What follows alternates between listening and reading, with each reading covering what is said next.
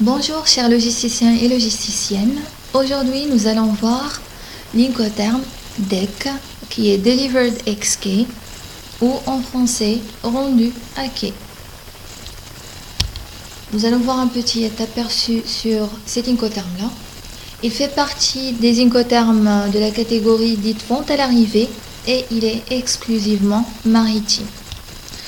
Donc, ce terme peut seulement être utilisé lorsque la marchandise est à livrer après un transport par mer, voie navigable intérieure ou un transport multimodal est déchargé du navire sur le quai au port de destination convenu. D'accord? Donc vous n'avez pas le droit de l'utiliser dans des autres modes de transport comme le ferroviaire, le routier, etc. Et maintenant on passe à l'explication de cet incoterm-là. Donc cet incoterm exige que le vendeur doit supporter tous les frais et risques inhérents à l'acheminement de la marchandise jusqu'au port de destination convenu et pour son déchargement sur le quai. D'accord? Donc, pour faire simple, que fait le fournisseur?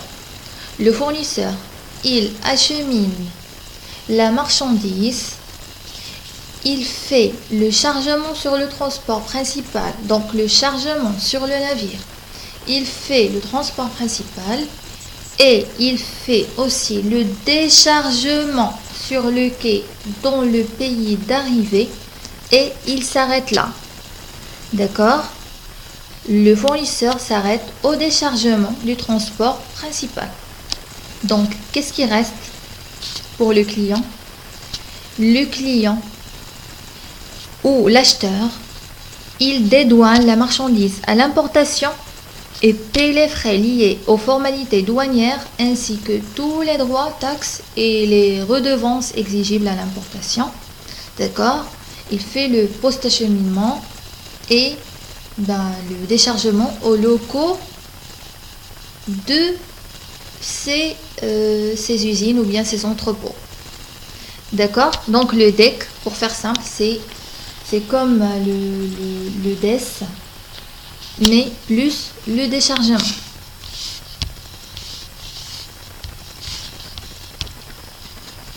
Donc voilà un petit tableau qui résume ou bien qui nous donne un aperçu sur ce qui est à la charge du vendeur. Donc on a l'emballage pré-acheminement jusqu'au déchargement du navire ou bien le déchargement de la marchandise sur le quai. Et ce qui reste à l'acheteur, c'est les formalités douanières à l'import, le post-acheminement et le déchargement dans ses propres locaux.